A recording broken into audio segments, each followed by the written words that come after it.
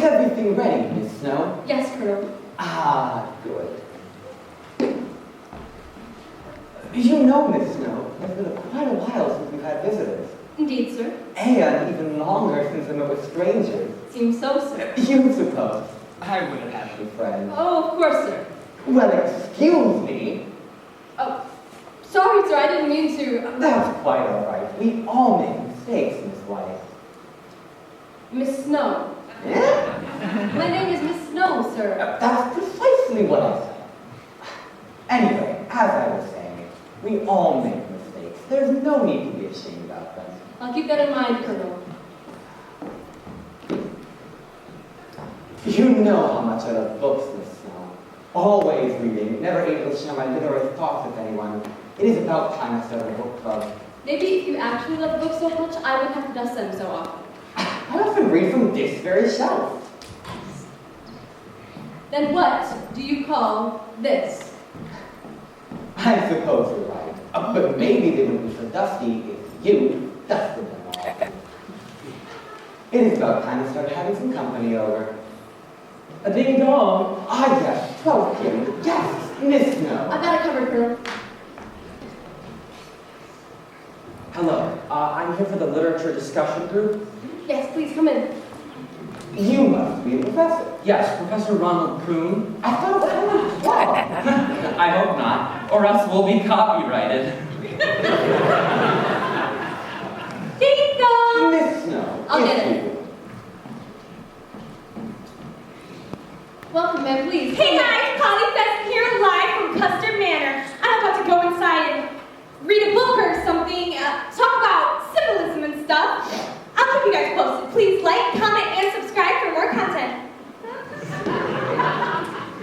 Welcome, my dear.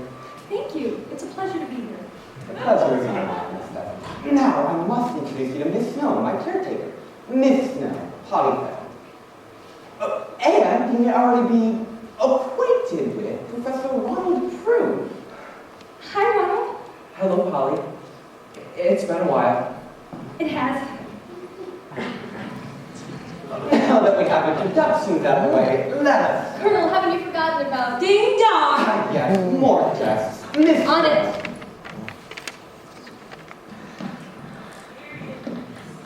Is this the custom residence? Indeed, ma'am, please come in. Thank you. I was sure my chauffeur brought me to the wrong place. Welcome, Miss Mahogany. Thank you for taking time to come here. Well, it was nothing, I suppose. Every once in a while, time away from work is a good thing. Wait, did you say Miss Mahogany? As in Myrtle Mahogany of Scarlet Fashion? Yes, it is I. I am in love with your work. Please, please, don't start about that. I'm here just as you are now. There's no need for you to gush over me. Oh, no, I was done.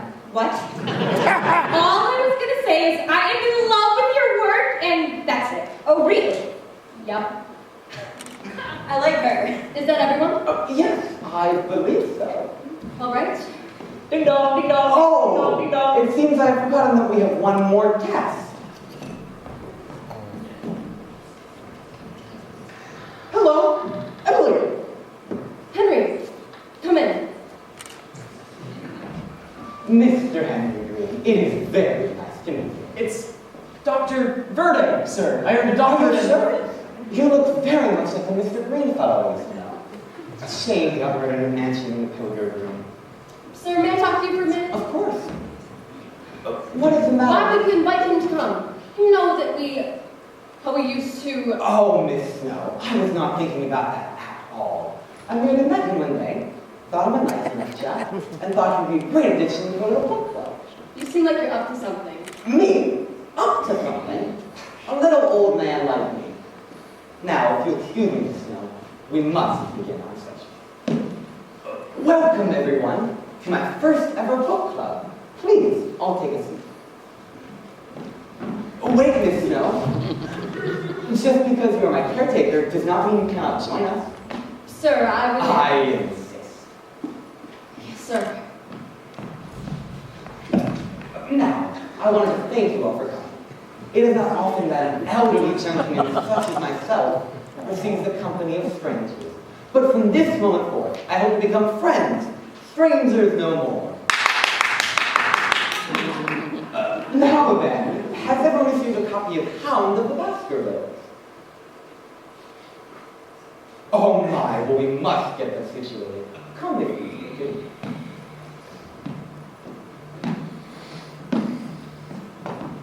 Well, I suppose now's a good time to fix my nails.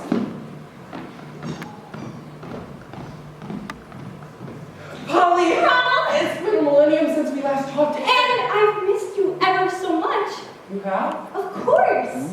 Well, I've just been so busy with my first year of teaching. And I've been traveling so much to make my videos more interesting that I haven't had time to call. Polly, you haven't changed. Why would I have? Well, I follow you on social media. And? Well, it's Yeah? a little shocking. Oh, I know, it's not even me. Polly! Here, you get to go off and teach her the most interesting books which you enjoy to read, and I'm stuck having to pretend to be someone else. Making people happy is my greatest joy in life, and I'm so glad that I can spread positivity through social media. It's just, I have to pretend to be someone else. I can't be completely me, not while several million followers already have a preconceived notion of who I am. They probably don't even think about how all influencers are different off camera. I just wish that I could be more like you and be myself. I feel like everyone would hate me if I suddenly changed and became a more sincere, down-to-earth person instead of an eccentric one. Well, you never have to pretend to be yourself around me, Polly.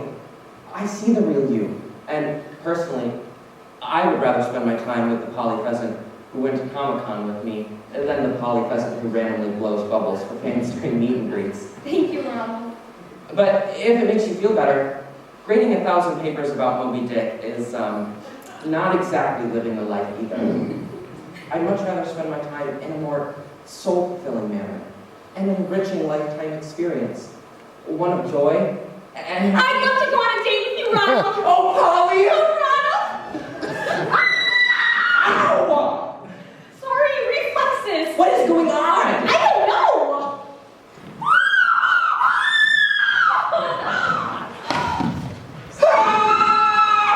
What is going on? Oh my God. Is anyone here a doctor? He introduced himself as Dr. Van. You're a doctor? Well, I don't... Dr. Verde, I know we're not at a hospital right now and don't have all the equipment at your disposal, but if we can check to see if she's alive. Please, I don't know. Henry, please. Yes, I am a doctor. Clear the area. Clear the area. Jesus.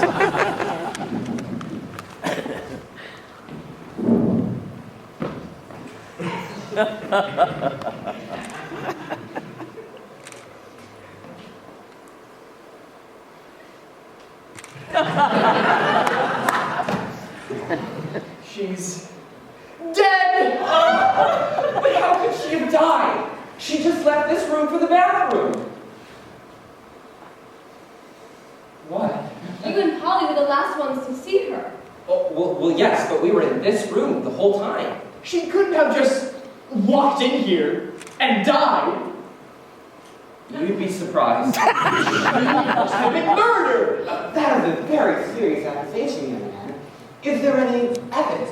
We should search the body. I'll do it as the medical professional.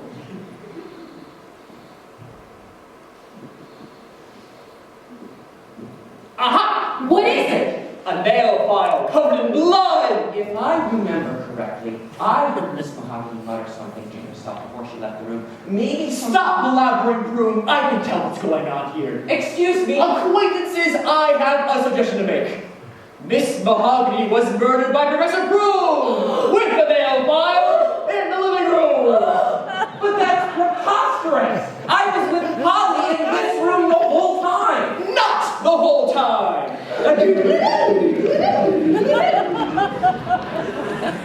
It was quite a simple murder, actually. Professor Broom, Miss Mahogany, and Miss Pheasant were all in the living room together when Miss Mahogany left to go fix her nails. Ah! These nails are horrid! I guess I'll have to use this excellent bathroom lighting to fix them. And then, after giving a long and boring speech about what we did, hey, he tells Miss Pheasant that she should take a selfie. Polly, you look stunning. You should take a selfie. Oh my! I should! For the fans! And then, as she was taking a selfie, completely unaware of the horrors that happened, Grosse snuck off into the bathroom, grabbed the nano file from Miss Mahogany, and stabbed her dead! But that's impossible! I was staring at his eyes the entire time! I mean, talking to him! How can you make such an accusation with a key witness backing my statement against yours? Gentlemen, we cannot place the blame until we have enough evidence. Perhaps we should call the police or an ambulance. Good idea, Colonel. My phone's dead! And the nearest police station is an hour away. When they arrive, it'll be too late. Well, it looks like we must solve this murder ourselves. But who can we trust?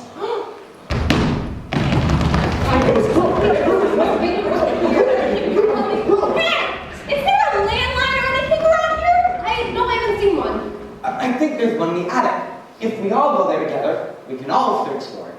That way, the murderer will dare attack we're all in the group. Yes!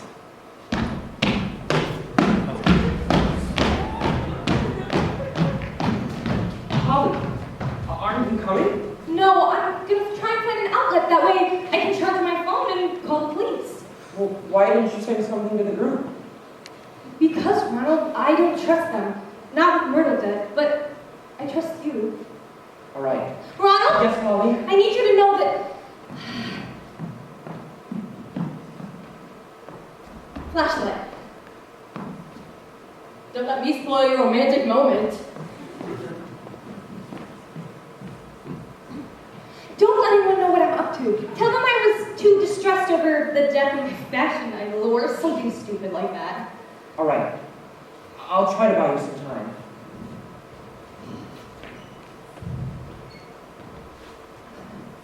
Dang it! No outlets in here.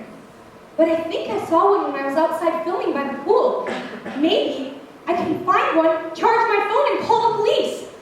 Or maybe I'll find the murderer. Oh, my head. Where's my mail file? Guess I'll have to search the bathroom. Wait, you didn't expect me to lay there the entire time for continuity, did you?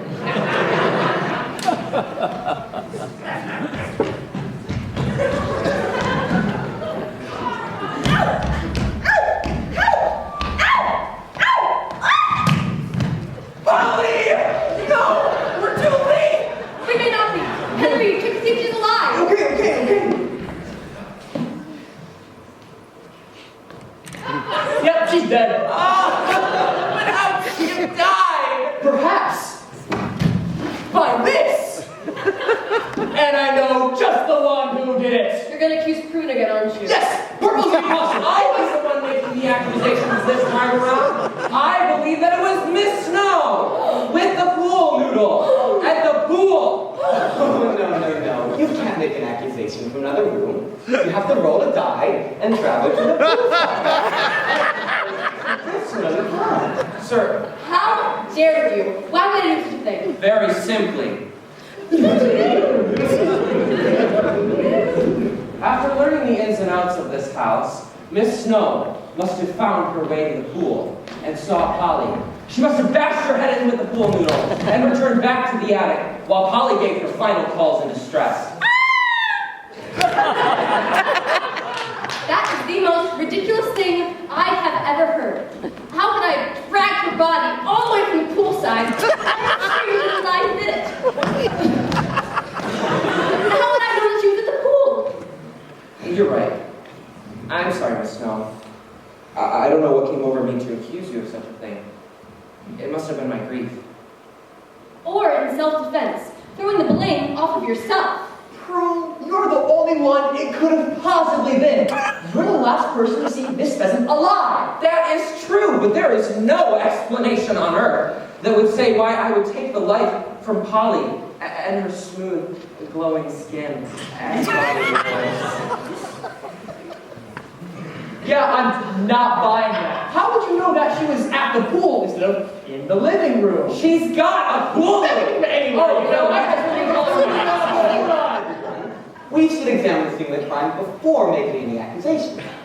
Let's go to the pool side. Hut, hut, hut, hut, hut, hut, hut, hut, hut. Oh no, you're not coming with us. We can't have a murderer witness us all back. But that's absurd. No, you will stay here until we come back. We will examine the evidence and determine if you are guilty or not. If you are indeed innocent, the evidence will prove it. Without, you're tampering. Ugh, that Dr. Verde. His stupid accusations have turned them all against me. And for killing my own love. Well, they'll determine me guilty regardless. Unless I can prove who did murder Mahogany and Polly.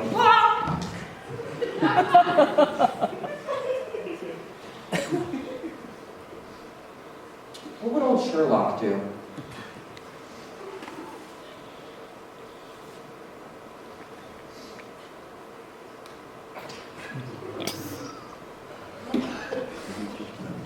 This bookcase is so old and dusty. Someone must have run their fingerprints across the spines. If only I had my trusty fingerprint powder. What if the reason Verde had me stay behind is because he's going to kill Miss Snow and the Colonel with no one to stop him? Well, the Colonel is so old that he could probably kill both of them without a struggle. I must go save them!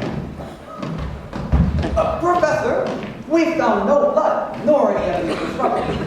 However, we did find this man's cell phone. Where is the old chap? Perhaps he's gone somewhere to hide and catch us by surprise to finish us off! Just be quiet, Henry, and look for him. Maybe he decided to come find us at the pool to hide the body and evidence himself. Ah! What? He's right here. Oh, Check to see he's alive Henry, now. Whoever is killing these innocent people better bring themselves out in the open. All I wanted was a simple book club to discuss the brilliancy of Sir Arthur Conan Doyle and Sherlock Holmes, but now... Careful, sir, your blood pressure. Take deep breaths. Who cares about my blood pressure at a time like this? I trust you with my life. But you better explain yourself, young man. sir, whatever you're thinking is not true. Sir, you need to take your blood pressure. Not true. You see here, young man. No, you see here, old man. What was that again? Overreaction, fool! Stop it! Colonel, please, take your pill.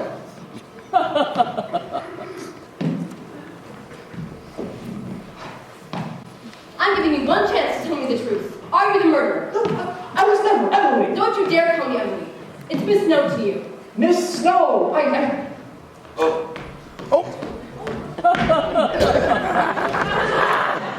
could you? You monster poisoning a man like that when he invites you to a stupid book club. Emily, I can explain. Then get down there and see if he's dead or not. If you didn't indeed kill him, then there should be nothing stopping you from getting on your hands and knees and checking to see if he's still alive. I can't. Why? Because you killed him. No, because I'm not a real doctor.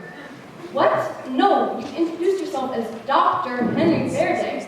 Because I earned a doctorate degree in business. So you used your title as doctor to pretend to be a medical professional, knowing for a fact that each person was dead because you killed them. No, Emily, I pretended to be a doctor to impress you, not to cover up my tracks. Why on earth would lying about your profession impress me? Because I know that you want to become a surgeon, a doctor. I mean, the only reason I earned a doctorate in business was so that I could secure a job with a high enough salary so I could pay for your college and medical school. And I know you don't want to be stuck here dusting old people's bookcases.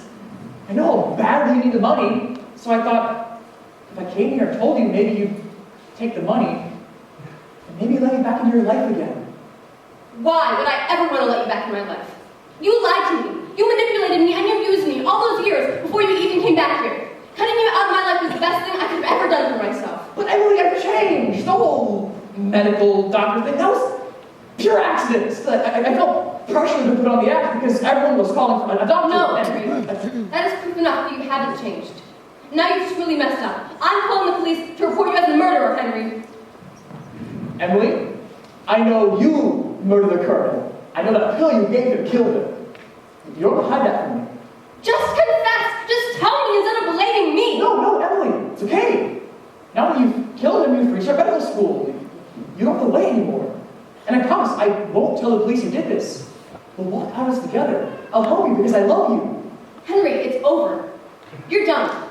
We're done. We've been done. If you love me so much, then just let me call the police for an ambulance. For the colonel. He's probably dead by now. Miss Snow. Of course. Sir! So you weren't poisoned by Miss Snow? No. I merely tripped on a banana peel there. Is you all right, Colonel? I was so worried about you Can I that. help? Bro, you fool, you're alive! Barely. After so much force hitting my body like that, I doubt I'll get by without some Wait, you're all still alive? Ugh, my head. Will someone get this thing off of me? Polly!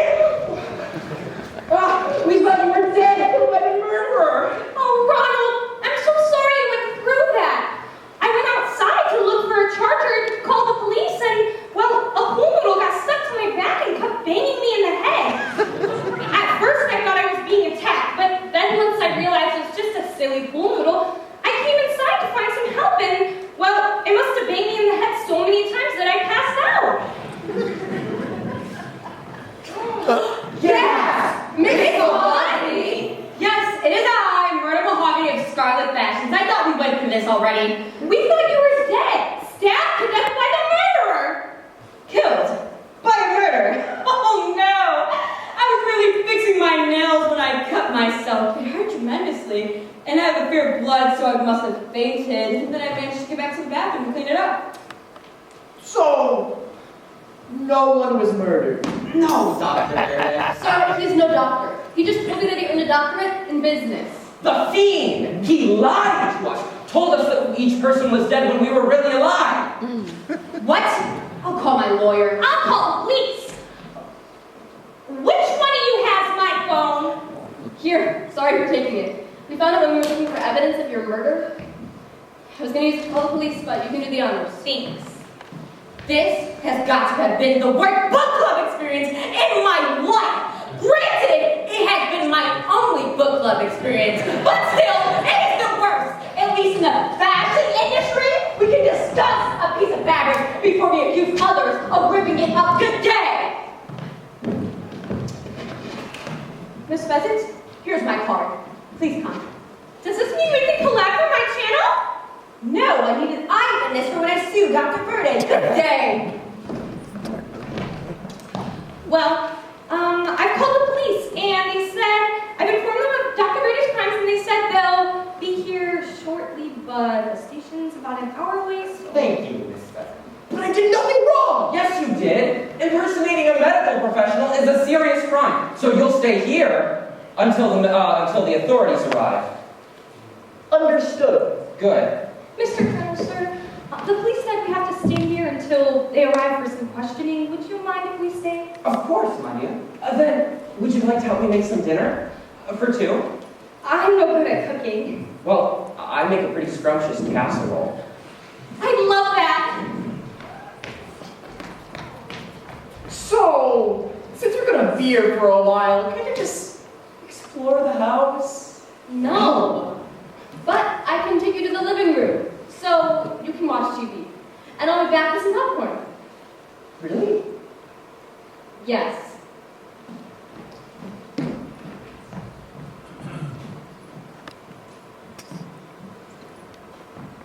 What did you do, Miss Snow? Well, I just locked them in the closet without the light on. Help! Emily, you know the one thing I'm afraid of is the dark. Help! Sir, may I ask why you really held this book club? Well, I suppose I owe it to you. I really started this book club because I heard rumors about Professor and his Pheasant's relationship in town, and also about yours and Dr. Verde's. I thought a book club would be a great way to get you all back together. And I suppose it worked. For the other two, at least. But Miss Snow, I deeply apologize. Inviting you to the bed was completely uncalled for, and I hope you forgive me. That's all right, sir. You didn't know. But why was Miss Mahogany invited? I have no idea. Miss Snow, I know you said they wouldn't go to medical school until, Well, until I didn't need your help anymore. And I mean that with my whole heart, sir. But I want you to know that I would not mind if you took an online course next semester during the workday. And if you need any financial help. Oh, don't worry about that. Do you really mean it, sir? Of course, my dear. Thank you, Colonel. Well then, I think that's enough excitement for one day. I think it's time to turn in. When do you say so, Miss Snow? Sir, it's only 12:35 p.m. Only 35 minutes have passed since we started admitting guests. 35 minutes? Oh. Yes, Well then, what do you propose we do? we could discuss the Hound of Baskervilles. I found some interesting clues in chapter 3. I would love to, Miss Snow. To the study, march!